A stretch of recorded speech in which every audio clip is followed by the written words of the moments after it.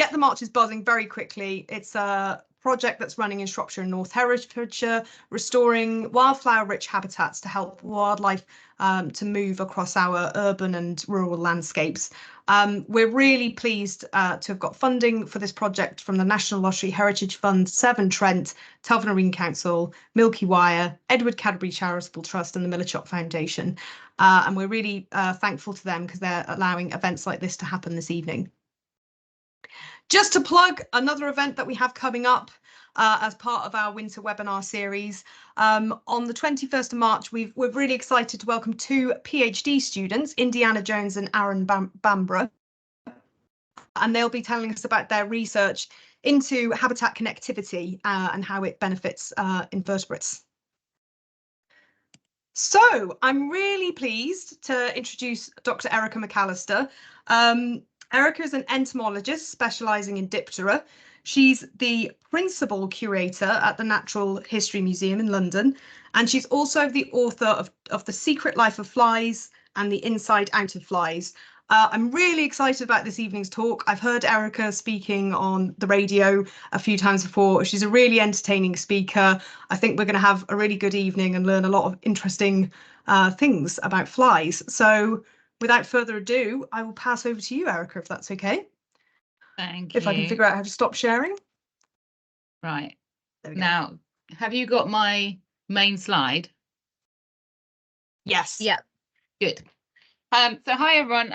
I'm Erica. I work at the Natural History Museum. I've been there, I don't know, I think about 18 years.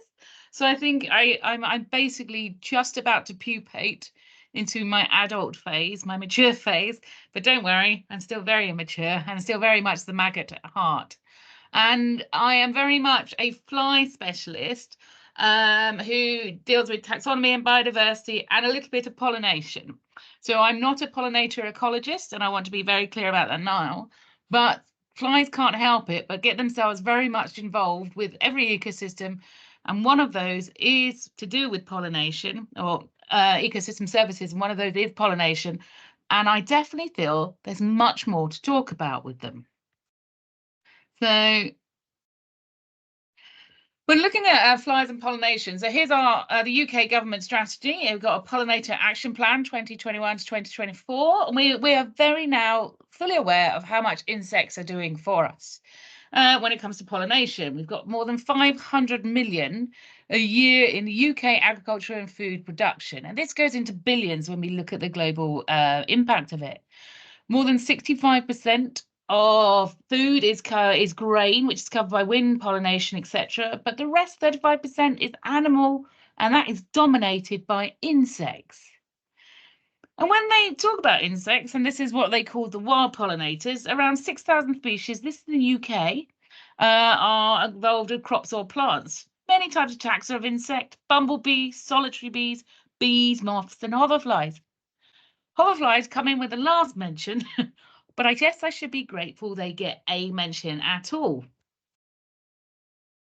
And interestingly, we see this a lot when everyone is concerned about pollination. We're very concerned now with the impact of climate, the agricultural ecosystems, invasive species, pollution, and all of these impacts are having on our insects. And we're also very concerned about how these are going to impact us in terms of our own food security. So this is an image that's been shared a lot, actually, and it's been shared a lot by bee people. You could see this. So this actually comes from the Whole Foods market store in America. This is from the University Heights, and they thought they would do a nice, clever little image showing temporarily removing all the products from the shelves that were dependent on pollinators. So from the shelves, 237 out of 453 products got removed. That's about 52%. Now note, they said pollinators, yet in all of the images I went and searched for on the web, it said bees. And this is a very important thing. We're not used to talking about pollinators being anything really else than bees. But here's a little favourite pollinator that most of you should know, will like and adore. It's a biting midge. So yes, everyone really appreciates those biting midges. You go to Scotland, there's some Canadians here.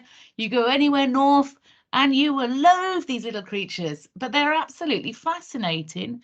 And when it comes to the pollination of cocoa, the cocoa tree, it is one of the most important pollinators.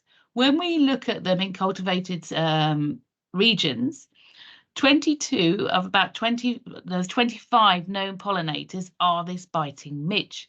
There's also a gall midge, there's a tiny ant, and there's a moth. And so these tiny, annoying little flies actually are very beneficial for us. But this is something interesting in its own right, because actually when we go back and we look at the pollination of this plant, we find that only 10 to 20% of the flowers actually go on to be successfully pollinated to create the fruits to enable us to have the chocolate. So it's a really bad plant, really bad pollination system. I describe it as like the panda of the plant world. It's really bad at naturally reproducing. But this isn't the actual case, because actually this is only in cultivated systems. We really don't know what is going on with their pollinators. Recent studies have come out of Bolivia, and they've been looking at this, and they found midges only represented 2% of all the insects visiting this cocoa plant. Don't worry, I'm not going to suddenly say, oh, the flies aren't important, because actually it was loads of other different types of flies, as well as some Hymenoptera. I will hand it to them. It was a tiny little parasitic wasps, etc. It was some of the other flies, such as the family of scuttle flies and fruit flies and grass flies, which were also very important pollinators. So even with arguably one of the most important crops on the planet, we still know very little about it. And it's not just that. You have all these things. There's at least 100 cultivated species of plant that are really important, such as mango, cashew, tea, onion, strawberries. Yes, tea. Tea's really cool because everyone goes, surely it's the bees. Well, no, the bees don't like the cold.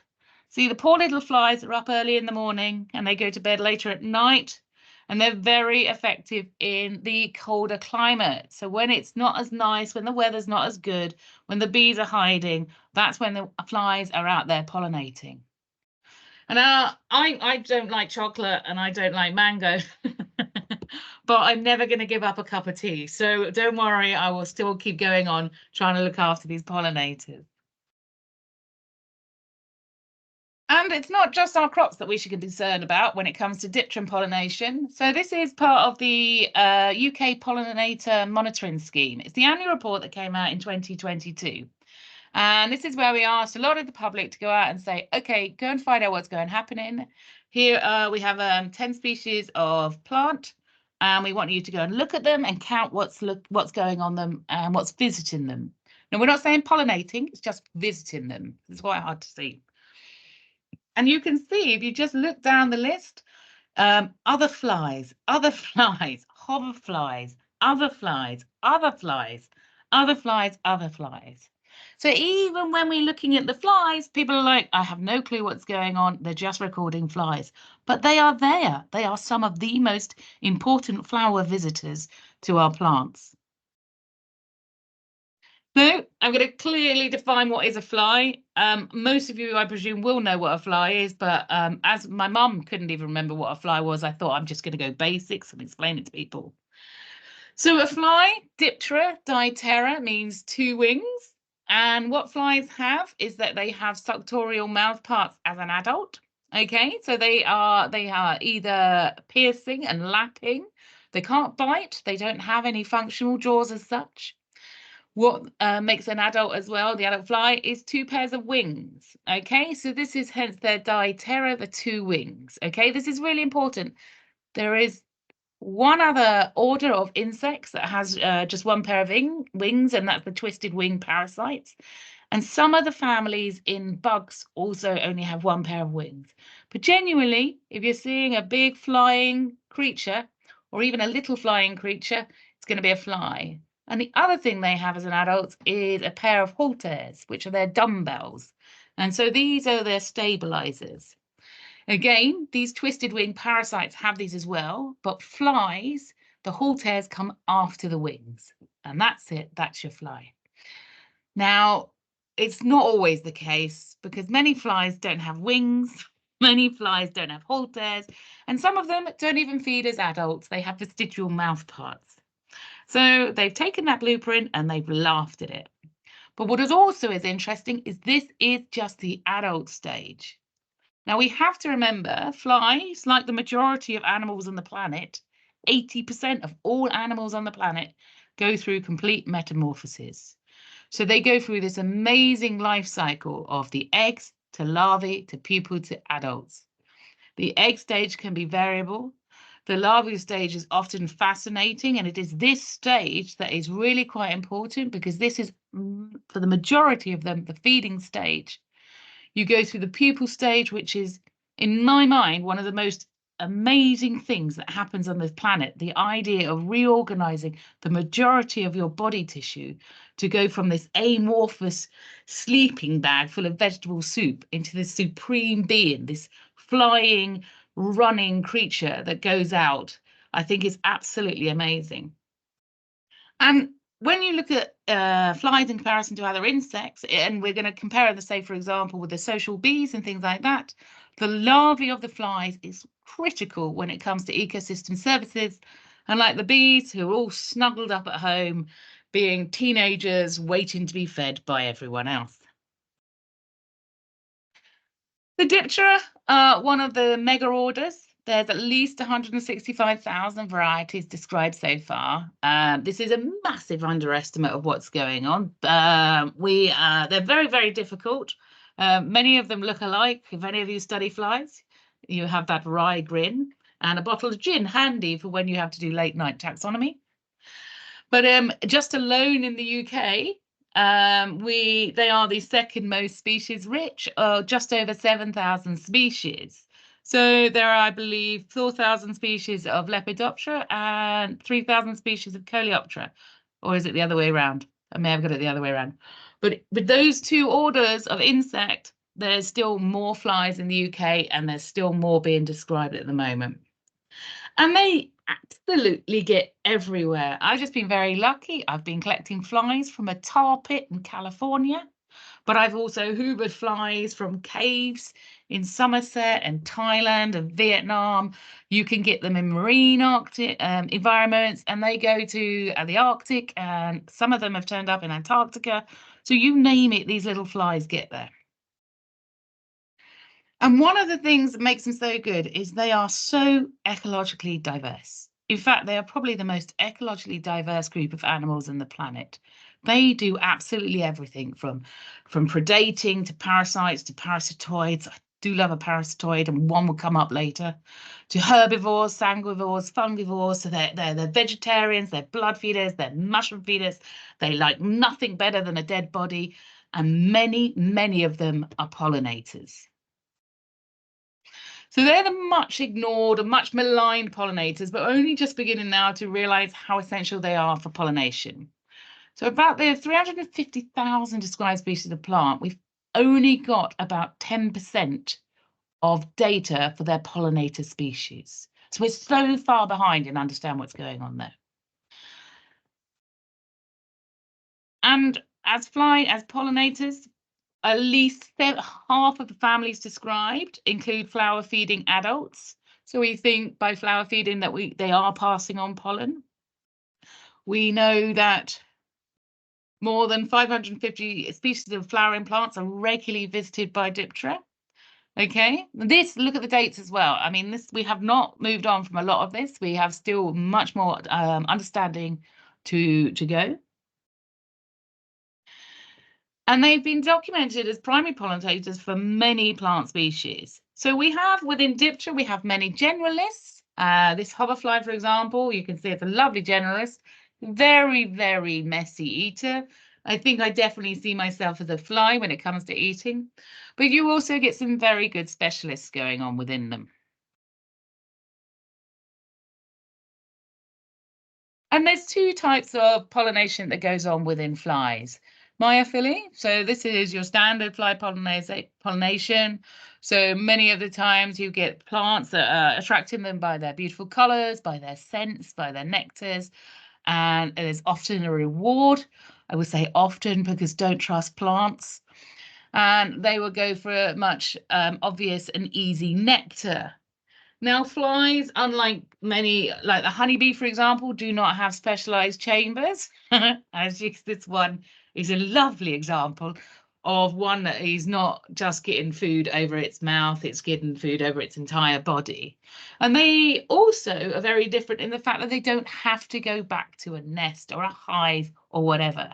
So although they may not be taking as much pollen in one visit in comparison to a bee, they visit more and more flowers because they do not have to do these distances. So what they make up for in what they lose in actual efficiency of getting the pollen out, they make up with more time spent on all these plants. And then you have Saccharomyophyllus species. So these are plants that attract flies, which normally visit dead animals or dung. So this is a very sneaky form of pollination.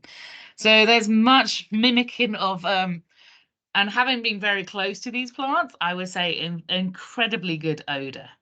So many times with these, the plants provide them with absolutely no reward if possible. And in some cases, there's even kidnapping, and there's all sorts of nefarious deeds being undertaken by the plants. You've got specialized pollinators in brood site deceptive plants. These may mimic fungi or feces or carrion, etc. And there's many different types of pollinator across the whole order of flies that are utilized in these services. And the good thing about flies is that they are so morphologically variable. So you will often see these flies cleaning themselves, and it's not that they're hatching weird plans to take over the planet. They've already done that. But it's because they always have to keep themselves clean, because many of their senses are associated with the head. They need to go and look for these plants. They need to go and find their mates, and they need to avoid being killed.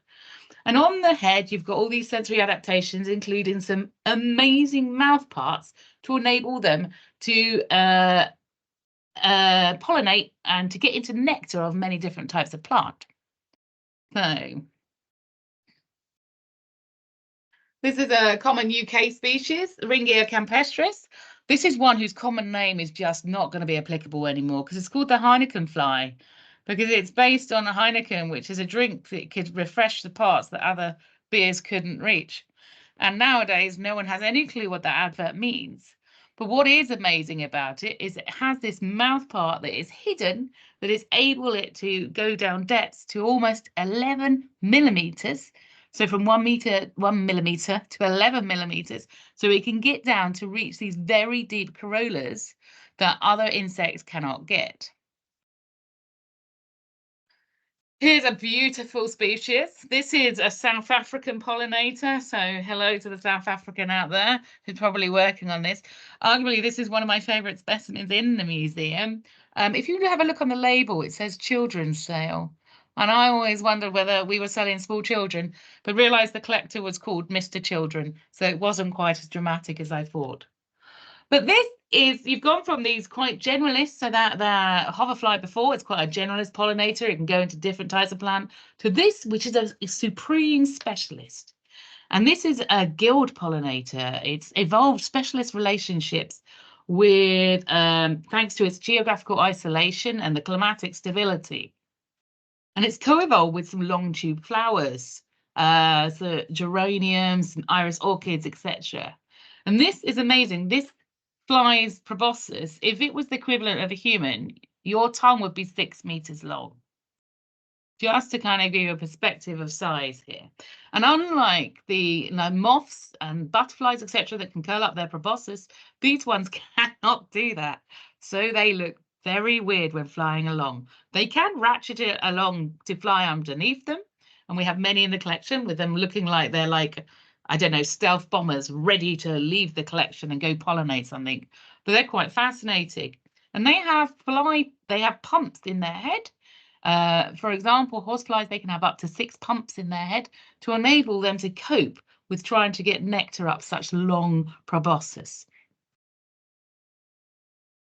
Here's a UK equivalent. I can't say this without smiling because these are the bee flies. And if we weren't suffering from a biblical flood event at the moment, we will be now looking for these little creatures now, because it is the time. These are the spring pollinators, and they're able to withstand, thanks to their very hirsute bodies, periods of cold and come out and pollinate. And again, these are our long tube pollinators. Please see that little website on there. It's this Bee Fly Watch. If you do see them, please record them, because it's really interesting for us to find out what's going on. And what we found is like also these can extend their proboscis as well. So this was a wonderful piece. This was, oh, Timothy, his name has disappeared from this, sorry. And he captured this image of these bee flies cleaning their proboscis and seeing how far it can extend. So they too are able to penetrate quite long distances into the corolla of different flowers. This is another UK species. This is Bombulus discula. I took this photo. It just looked like the little bee fly was just bored, sat down. I don't think I've ever seen a fluffy fly sitting on its bum before. But again, this is quite interesting. It's more coastal, but we are now seeing this move in its distribution. So again, if you do see these, please have a look. Not only are these quite important pollinators, or beginning to understand their pollinator ecology, they are the worst examples of mothers, or the best examples of mothers, in that she flings her brood around the garden, hoping to land near a solitary bee's nest. A lot of people get upset about this because they're like, oh, I can't believe these are eating baby bees. But actually, these flies do indicate a healthy population of bees. So actually, it's very good to see these. And quite personally, they're adorable. So you should all be very happy to see them. But what everyone does know about pollinators are the hoverflies. Again, these are just some hoverflies I've taken from my own garden. There's about 280 species in the UK, over 600 species globally. And these are arguably the most researched UK fly or global fly pollinator that we know. They're second only to solitary bees and bumblebees in their commercial value. And they will visit many of the same flowers as the bees, the butterflies, etc. But they have a very different impact on the plant's fitness.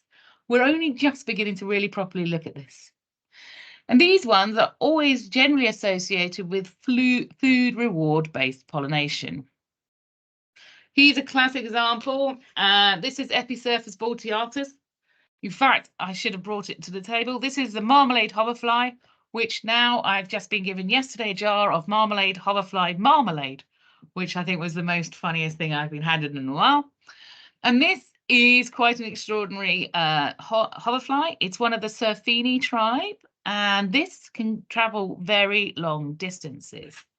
So this, along with another species, 𝑸𝑝𝑢𝑧𝑧𝑖𝑛𝑔 corollae, can transport the same amount of pollen as all the honeybees do in the UK, because of the sheer numbers of doing that.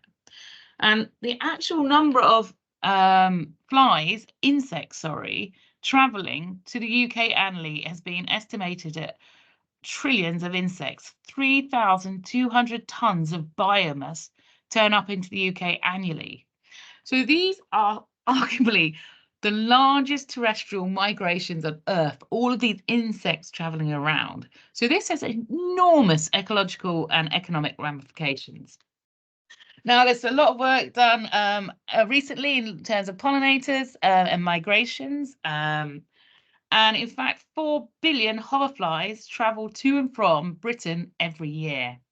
Now, these are quite amazing. It takes several generations for them to reach the UK. And in doing so, they're able to spread pollen. And this is really helpful when it comes to conservation genomics. They're able to move this pollen around. So these relic plant populations are able to be sustained. They're dying on their way here. So loads of nitrogen is being added as they get in here. And when they get to the UK, they mix with the resident UK population. Now, this is quite interesting. So there is a UK population that overwinter here, and this is the ones that come in. But if there is mixing, is there reproducing between the migrant population and the resident population, the fecundity is massively increased. And this is even more important. So not only are these amazing pollinators in their own right, their larvae are basically little biological warfare units. Now, these may look like feces to you. I get it. But this is on purpose. And if you do go into your garden and you watch some feces moving around, this is really quite cool. Because this is the larvae of those. And these are Phytophagus. They can eat up to 600 aphids in their lifetime. So imagine these 4 billion flies turning up, them mating, producing up to 600 offspring and consuming all the aphids. They're incredibly important. And this is actually utilised by some orchids. Orchids, there's about 28,000 species. I think they're genuinely the sneakiest of plants. There really is no getting around orchids. They do all sorts of things to luring these poor defenceless flies and persuade them to do their pollination. So this is quite an interesting one in that it does actually, they do have some aphids on it. When they did this research in this paper, some of them did have aphids, you see in image C, but a lot of times they're not. But what happens is they release these pheromones, they release these chemicals that smell like distressed aphids. So the adults, as they fly across, they will come in and they will lay their eggs. And in doing so, in coming in, it's then you can see on the image B that they're actually touching the plant's little pollen packages, and then they fly off with this. So they do think that originally it was a mutualism. The orchids got something, the hoverflies got something, but it didn't always end up like that. So here's another one. This is the Eupioides. Okay, and this one gets again tricked into thinking that there's aphids there, but there's not. In fact, the orchid is very, very good at mimicking the alarm pheromones of aphids. And I just think evolutionarily, this is a fantastic thing. It's not just the hoverflies that are doing this. This is a tachinid. So this is a parasitic fly. Steve Fawkes has now named these punk flies, which I think is the best name. Okay, and so these are generally, we think of them as the parasitoids. They are really doing well, looking after maintaining nice ecosystems, but they're also getting tricked by these orchids. So this is an orchid here. So this is the blood-tipped orchid. And this again is the colors, the chemicals, the shape is luring in this fly to pollinate them. And it's specifically the Norwickia and the tachinids of this variety are actually being pollinating this plant with absolutely no rewards. Poor little flies getting maligned everywhere. It's not as bad as this one. This is the bee fly. Okay, this is in South Africa. So this South African daisy lures them in by pretending to be a female. And so this is sexual deception. This poor little bee fly, these males think they're having a lovely time, but they're not. They're just pollinating this plant. However, this bee fly, this is 𝑀𝑒𝑔𝑎𝑝𝑢𝑙𝑝us capensis. This actually, again, it's a guild pollinator. So this is one of the only pollinators of a very rare endemic plant in South Africa. So it's amazing how diverse and how important these little flies are. So the adults pollinators are good, the larvae are good. This is a different type of hoverfly. This is Eristalis, and these have got the rat-tailed maggots. And these are really important when it comes to decomposition. So these are nutrient recyclers. They're hippies. They're going about, they're recycling for us as the larvae, and then the adults are really important pollinators. And now you can do something here. You can go and you can make your own hoverfly lagoon. This is a really important thing because we generally just think about the adults when it comes to pollinator, but it's the larvae that we need to look after as well. So we can go and do this. Go into this little website, how to make your own hoverfly lagoon. It's really easy. It's a pot with some leaf litter in. I mean, genuinely, when people ask me what to do, I can give you the most simplest things. And it's really good. You can see these. Watch these females ovipositing because they have this telescopic ovipositor. It is superb to watch.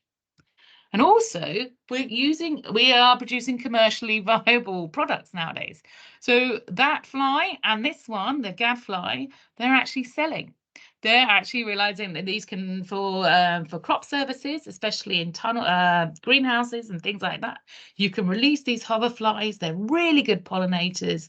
They're really useful and they do nothing on the environment when they get out. So there's several companies set up in the UK and all around the world to actually do these to sell these pollinators nowadays. Here's another UK species. So this is a Volucella zonaria. This is our largest hoverfly in the UK, one of the biggest. This is the one that's always confused with a hornet, and it's called the hornet hoverfly. I think you can see why. It's completely harmless, all hovers, but its larvae live in the nest of wasps, and they're not doing anything to the wasps. They're basically just feeding off the frass and waste within them. I mean, bless them. The little larvae are just cleaning up, and the adults are pollinating. Very important. These have got huge heads to be able to stuff themselves when you see them in the plants. They're amazing. And one of the things we've been doing in the UK is been recording our hoverflies for a very long time.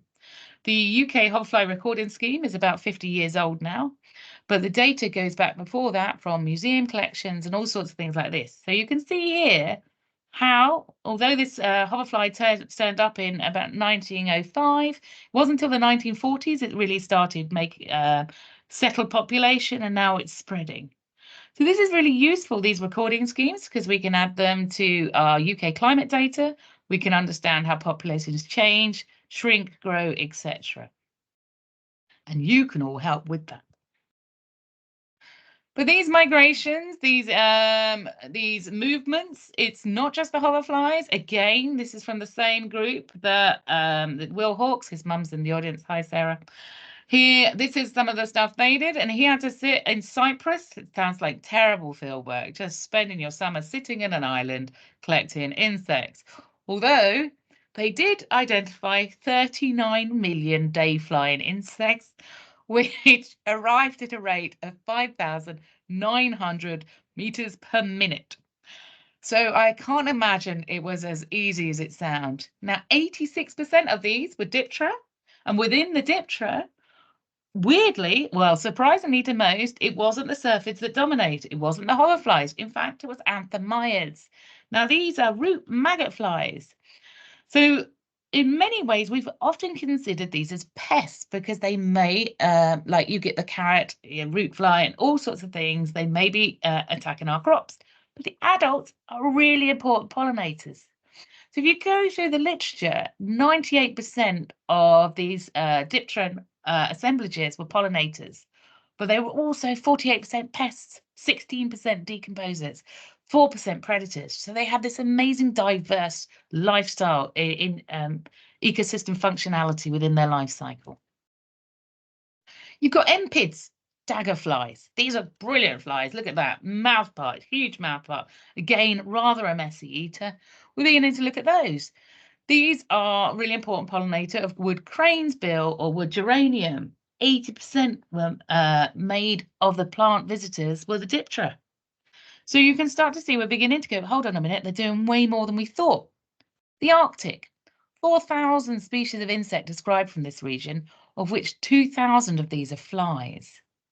Now, a lot of flies are able to exist. They have many adaptations, whether it's the larval stage or the adult stage, to living in these sorts of environments.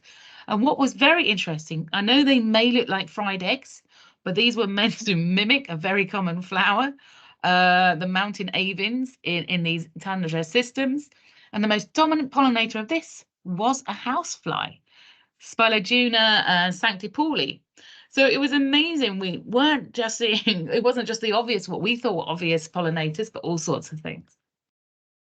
Mosquitoes. Everybody wants to get rid of mosquitoes, but there's 3,500 species of mosquito globally, and only 50 of those are important vectors to humans, of which 20 are the dominant ones. But the rest, what are they getting up to? Well, all the males are pollinators because all of the males are nectar feeders. And the females will only take a blood meal if she's about to egg develop, and not even all the females do that. So the rest of the time, these are all very important pollinators. And there's a mosquito that is itself and one other moth are the only pollinators for, guess what? Another orchid. So it's all down to the orchids, isn't it? And not only that, the larvae of the mosquitoes are incredibly important when it comes to food for many different animals, including like birds and everything like this, and fish. So when it comes to ecosystem services, they're really, really important to be there. They don't just like it cold when it comes to north and south, they like it cold when it comes to high. And then many, the flies are the most generalized pollinators in alpine, you see here. So the flies are the little blue ones. So they're the line that gets the highest. And I have to say, I've been collecting flies at 5,000 meters in Peru. I could barely breathe, and these flies are flying around. So I'm very aware of what's going on. And once more, it's those anthemiids, those root flies, and the tachinids, the punk flies, that are up there being the pollinators. Then there's the fungus gnats. We didn't even realize what was going on with the fungus gnats. We thought they lived in fungi and those sort of the dank environments like that. But actually, they've turned out to be, guess what? An important pollinator of orchids. Hey! Okay, and they've looked at these. So look here, we've got Mycetophilids, the fungus gnats, skyarids, these are the dark-winged fungus gnats. Then you've got into the crane flies.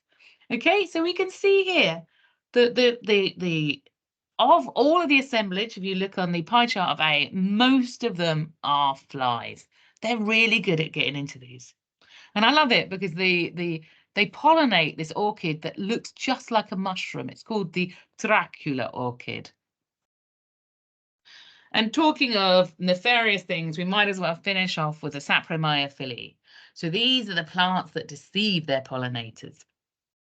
So a lot of these, like the orchids that we've been talking much about, are brood site deceptive plants. So they mimic the fungi. So we talked about the Mycetophilids previously, but also Drosophila. So these are the vinegar flies.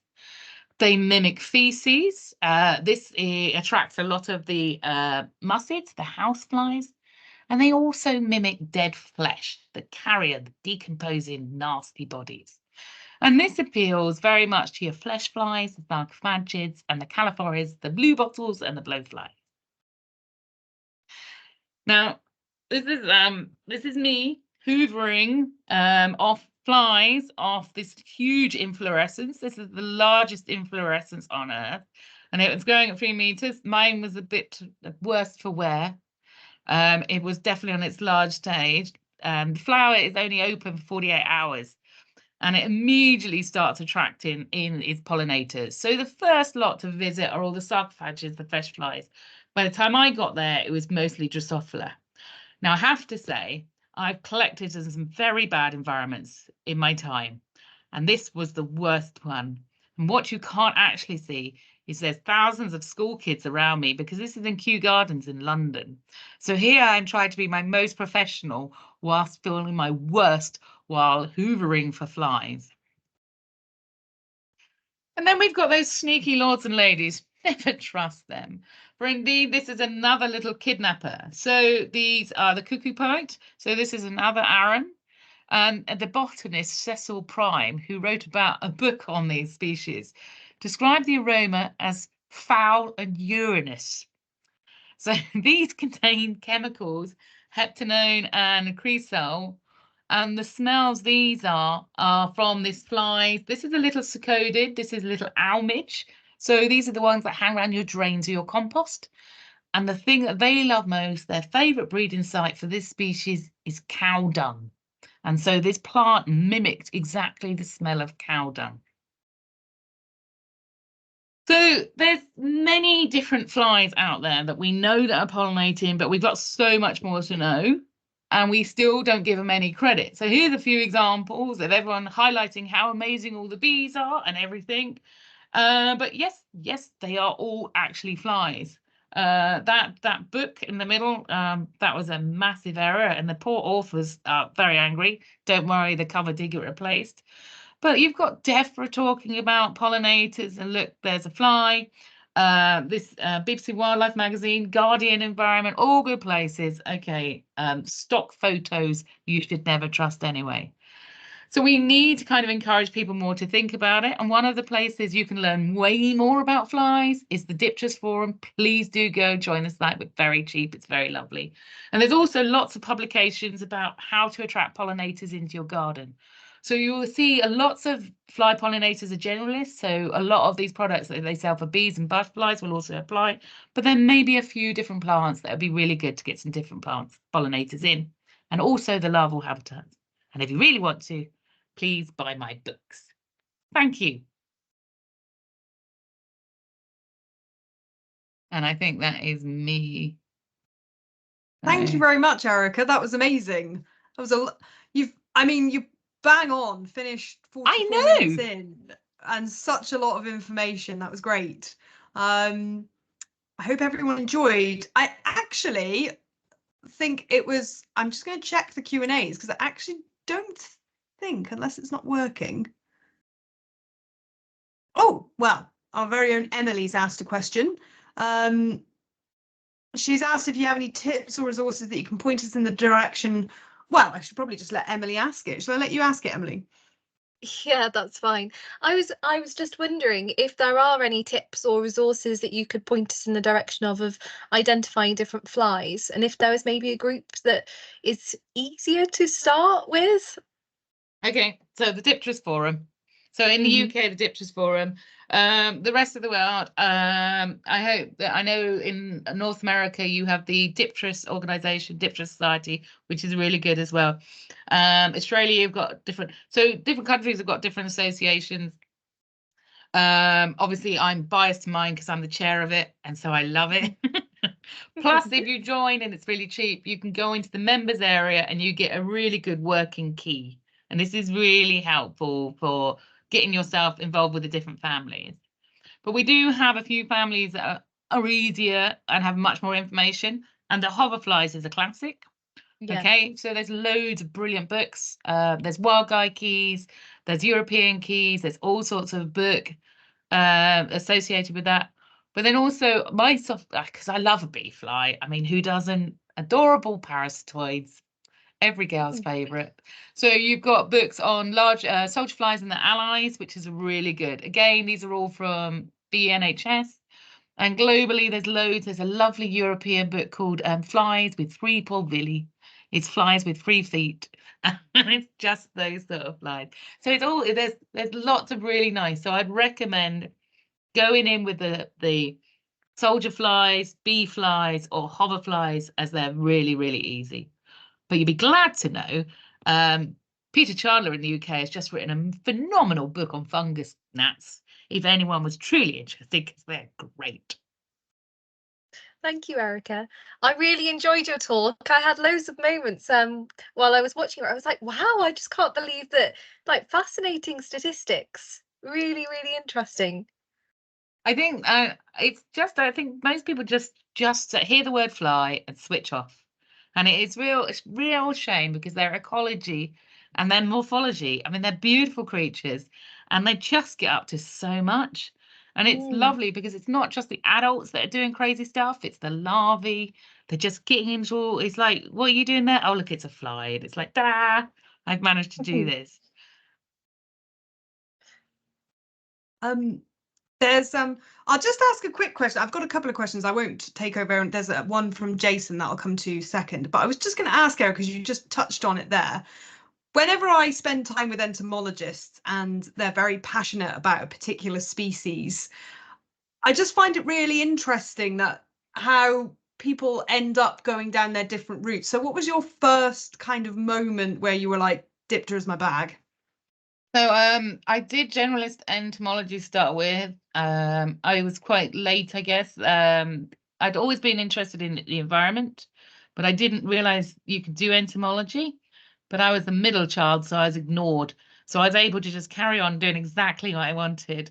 And then at university, I was lucky to have this amazing lecturer who scooped up a pile of insects and said, this did this, and this said that, and this did that. And I'm like, yep, that's me.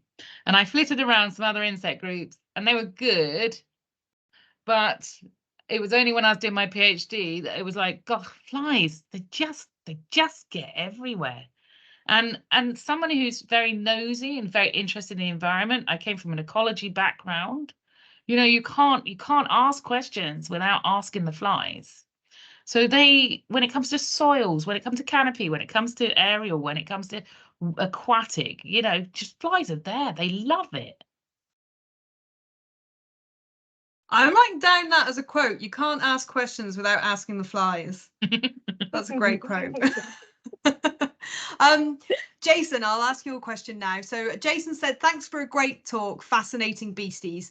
Can you tell us more about, now I hope I pronounced this right, can you tell us more about your 𝐸𝑟𝑦𝑛𝑛𝑔 tar pits expedition? What flies and what are they doing there?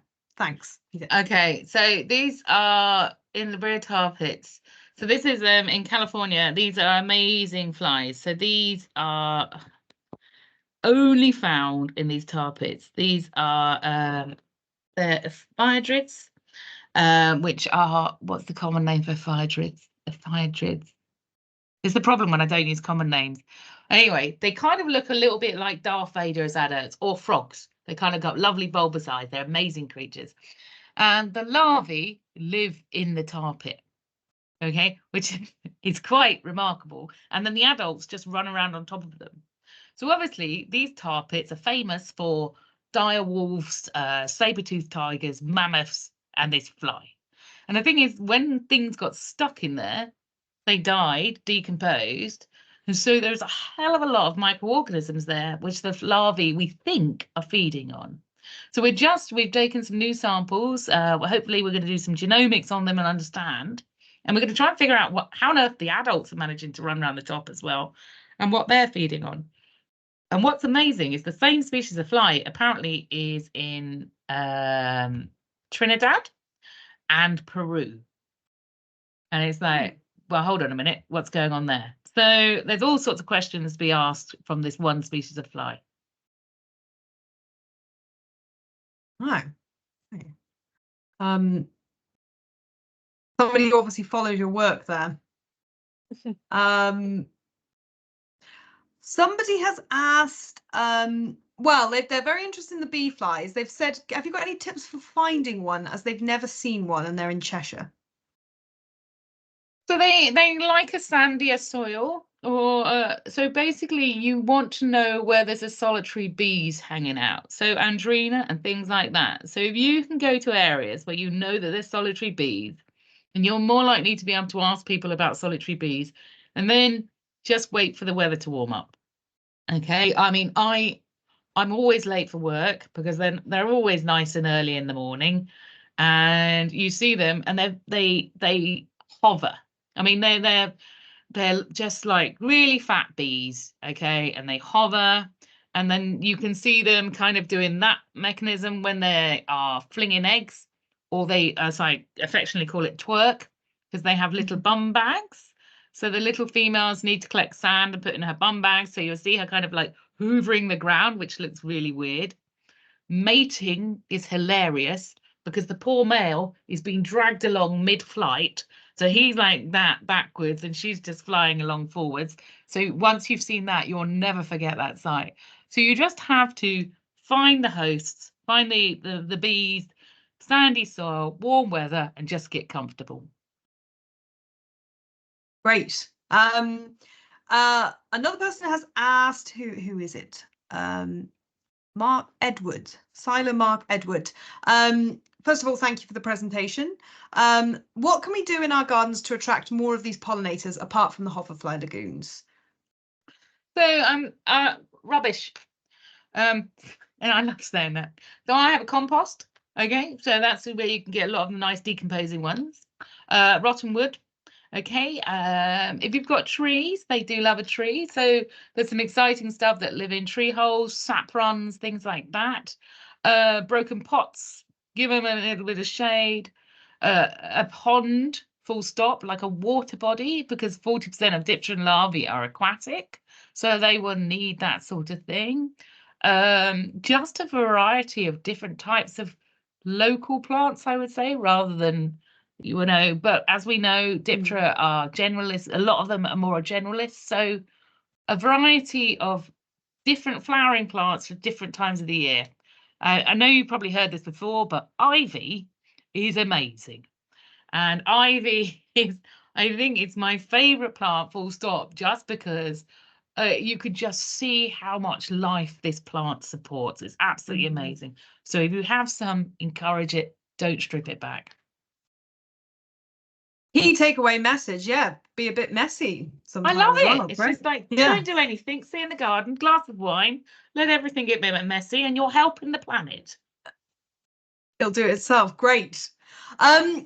Right. Well, I suspect I know what the answer to this question will be, although, well, you could have an interesting technique.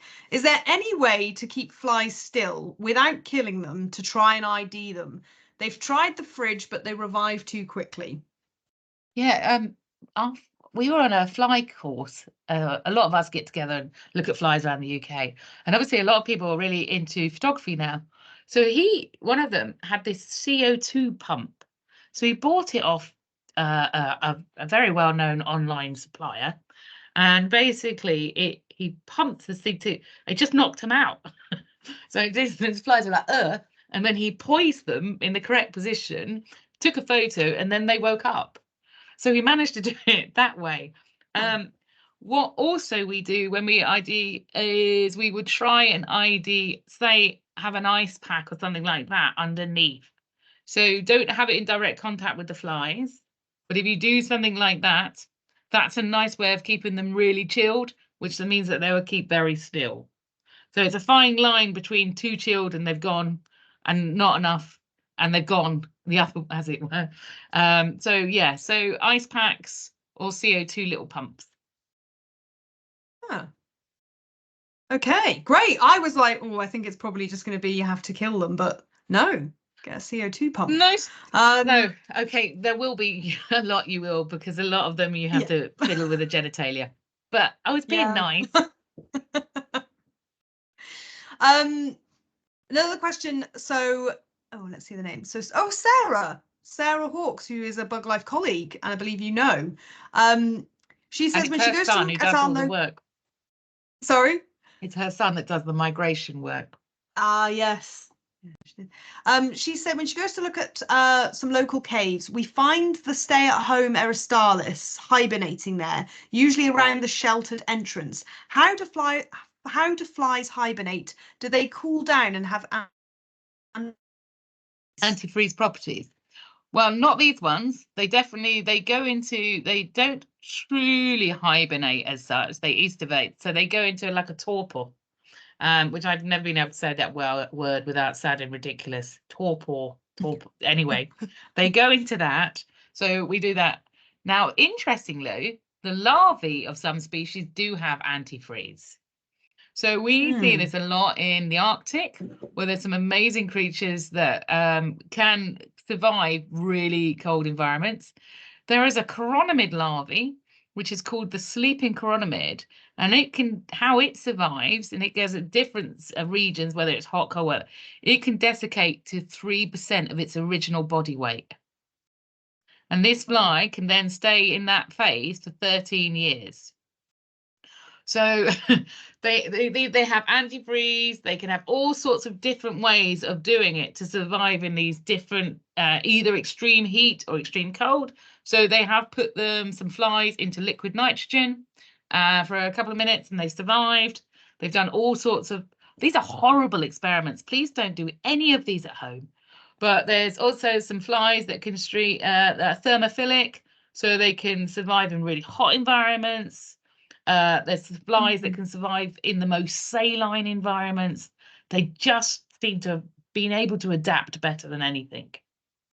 Wow. And when you say desiccate, do you mean that it just like shrivels up to like, and then obviously somehow it's the idea of you take 97% of your body water out of you. How this evolves. I mean, I just think evolution is one of the most amazing and bonkers things ever. It's just brilliant. Wow. And the process of coming back from that. Well, yeah. Yeah. Well, they're actually NASA are looking at it because it's like, well, okay, if these flies can do it and they don't destroy themselves, what's going on? Now, I don't want to be the first human to go, oh, I'll volunteer. No. I'm going to leave that for quite a while. The bee flies have proved popular. Liz is asking, when do bee flies mate? Because they're really common in the Channel Islands, and I now really want to see this. Well, they should be coming out anytime soon. The males will come out before the females. You can tell the males, look. Now, I think that's the lady, the image behind me. So she's got an eye bridge. So she's got a gap there. The boys have their eyes together, okay, because he has to look for her. She's not interested in looking for him. And so the males will emerge first, so they'll be getting ready and they'll be waiting to pounce on all the females. So if it hadn't have been such bad weather, we were already seeing bee flies this time the last couple of years. So anytime now, and get ready to keep an eye out for things. Get ready. And in the Channel Right. Islands, you're ahead of time. So you should be at least 2-3 weeks ahead of us. Sticking on the bee fly, this is just a note from Chris Ganaway. Oh, I've lost him. There we go. Great talk, Erica. Just an observation about bee fly. A friend of mine videoed one bombing solitary bee holes where it was surprisingly accurate at hitting the hole. Yeah.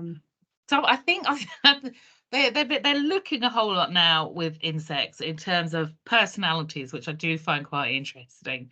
And they do this with a lot of bees. They've looked at personalities in honeybees, personality in cockroaches, whatever.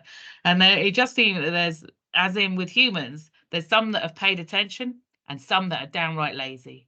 And I've seen bee flies that have been so bad at aiming near a hole. It's just like she hasn't given a care about her offspring at all, whereas others like that are just supreme. And what's amazing about the larvae, they go through 2 different life phases. So immediately the eggs, they hatch, and the larvae are hopefully either in or very near where the solitary bees are, and they will quickly, with no legs obviously, run down into the solitary nest. And then when they find their host, an immature bee grub or whatever, then they change form into this kind of teenager, this slobby phase.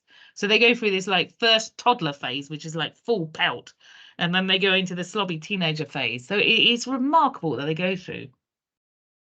And oh, this is my own question, right? And how are they evading the solitary bee, kicking them out of the nest or sorting them out? Well, don't know. I presume it's down to lots of things. We're looking at cuticular hydrocarbons now for all sorts of things when it comes to ecto-endoparasites. So, for example, bee riders, these are little wingless flies that hang around honeybees. And they're really, really cute. They've got big fluffy feet. They're amazing. They mimic the cuticular hydrocarbons we think of the honeybee, so the honeybee doesn't register it. So we think this is how, with a lot of the brood parasites and things like that, we think we've got that sort of mimicry. But that's not my area. So somebody can sit there and say, yay, no. But yeah, the cuticular hydrocarbons are a big thing. Right.